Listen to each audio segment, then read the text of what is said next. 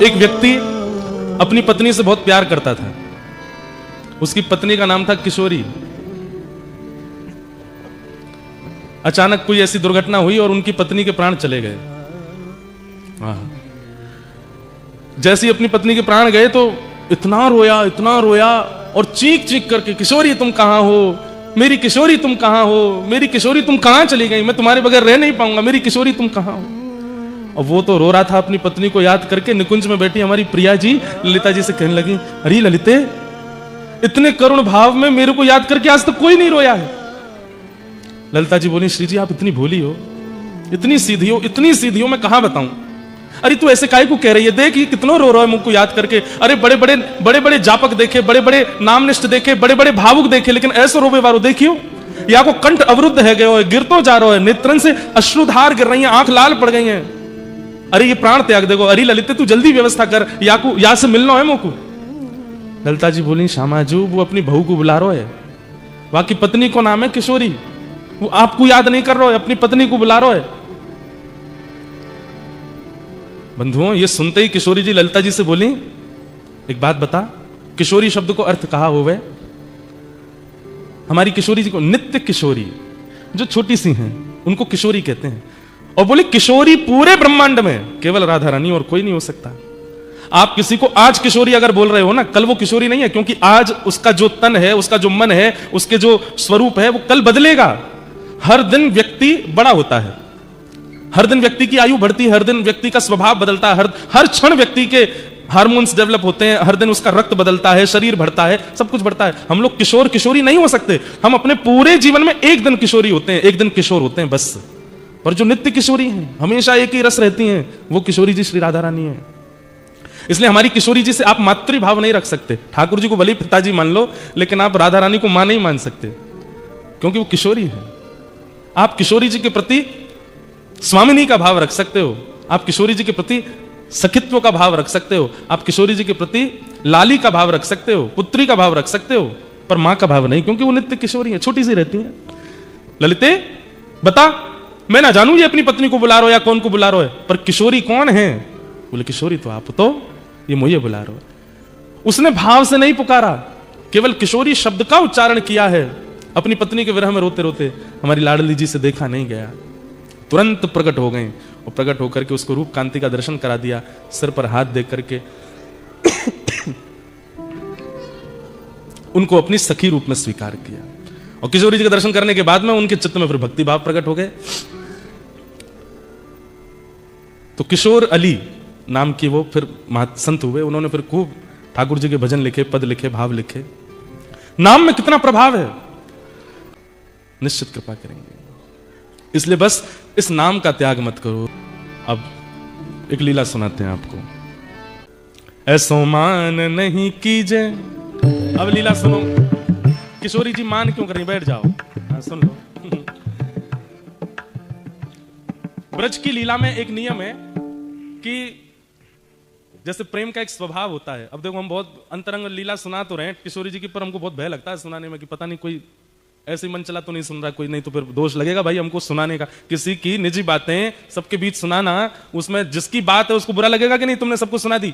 लेकिन जब किसी योग्य को बताई जाती है, जैसे हमने किसी से कहा भाई हमने तुम्हारी पर्सनल बात उनको बता दी, अच्छा वो तो कोई नहीं मेरे फ्रेंड है, उनको तो बता सकते हो। तो ऐसे ही श्री जी की, ठाकुर जी की निज बातें हम कह तो रहे हैं, पर हमको बहुत डर लगता है कि कहीं श्री जी हमसे यूं नहीं कहें, क्यों रे वह सभागृह में एक बैठो भोजन भट्ट, वो केवल भोजन करवे आयो भाई, लीला तो कोई मतलब नहीं। व्हाट्सएप इंस्टाग्राम चला तो सुन रहा मेरी लीला है, तू भाई वो सुनाया आयो। तो इसका हमको दंड तो मिलेगा। और पता दंड क्या मिलता है? अयोग्य के सामने लीला का प्रस्तुतिकरण करने से क्या होता है? फिर जो लीला सुना रहा है ना, उसको लीलाओं का कुछ दिन तक अनुभव नहीं होता, फिर कुछ दिन के लिए उसके चित्त से लीलाएं चली जाती हैं।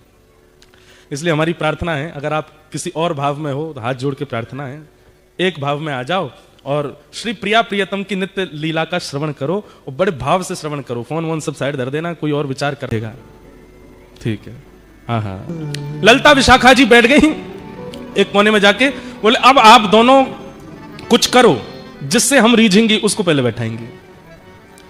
तो किशोरी जी बोली मैं बाद में करूंगी, पहले इंतजार करवाओ। ये जो करेंगे उसका काट मैं करूंगी। तो ठाकुर जी बैठ गए तुरंत और कहा करने लगे, तो श्री रसिक प्रीतम जी, हरिराय महाप्रभु जी, वल्लभ संप्रदाय, वल्लभ कुल में आप आचार्य हुए और आपका ये पद है।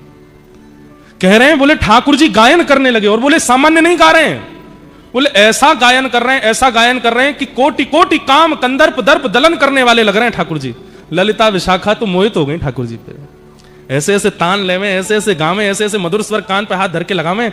ललिता जी तो सुध बुध खो करके और ठाकुर जी के पक्ष में ही जा रही हैं, पाटा लेके बैठी हैं दोनों, तो जिसको पाटा देंगे वो पहले बैठेगा। ललिता जी तो बिल्कुल तैयार है, बोले मैं तो इन्हीं को पाटा दूंगी, कैसे गा रहे हैं, देखो कितना मधुर है इनको स्वर। इतने में श्री जी ने आंख दिखाई, बोले माया जाल है, फंसना नहीं इसमें, अभी हमारी बारी तो आने दे। गा रहे हैं ठाकुर जी। एक वार्ता आती है कि हमारे ब्रज के अष्ट सखाओं में एक सखा हुए श्री गोविंद दास, तो गोविंद दास जी एक बार गा रहे थे और गाते गाते सामने गुसाई जी बैठ के सुन रहे थे, तो गोविंद दास गाते गाते ऐसे करें, ढंग से गाओ, ऐसे नहीं करो, चलो प्रेम से गाओ। तो सामने बैठे गुसाई जी बोले किसको डांट रहे हैं, ये बगल में कोई बैठा तो है नहीं, लाला ऐसे नहीं ऐसे गाओ। तो फिर गुसाई जी पूछ पड़े, हे गोविंदा तुम किससे बात कर रहे हो?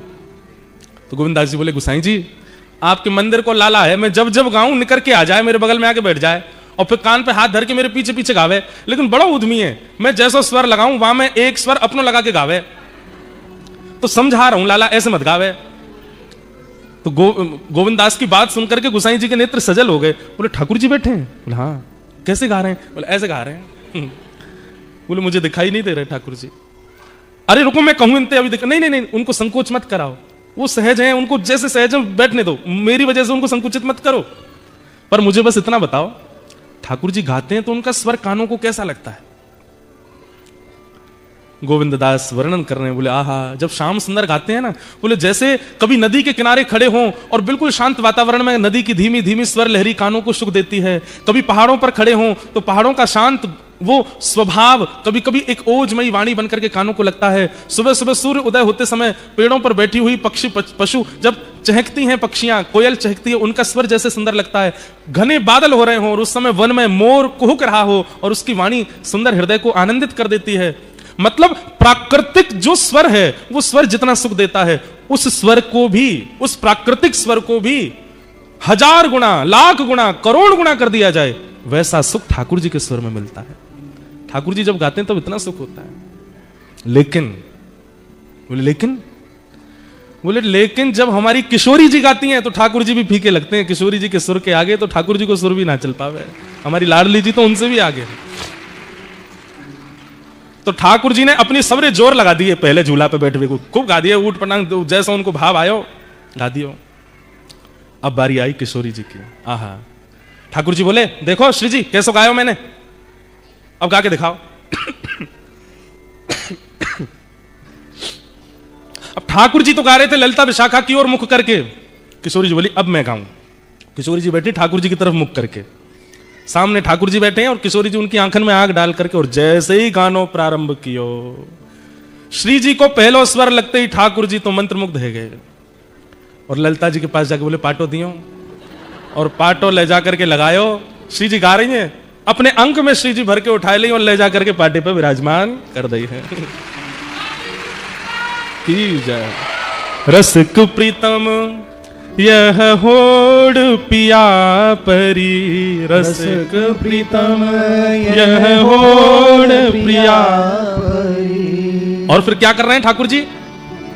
ठाकुर जी के स्वर की प्रशंसा तो ललिता विशाखा ने करी है, लेकिन किशोरी जी के स्वर को सुन के ठाकुर जी ने पाटो लगाया, किशोरी जी को बैठा दियो और दूर से कोई तृण लेकर के आए और कहीं हमारी नजर नहीं लगे, ऐसे तृण तोड़ करके और किशोरी जी की बलैया लेने लगे। श्री जी को झूला पे बैठा दियो।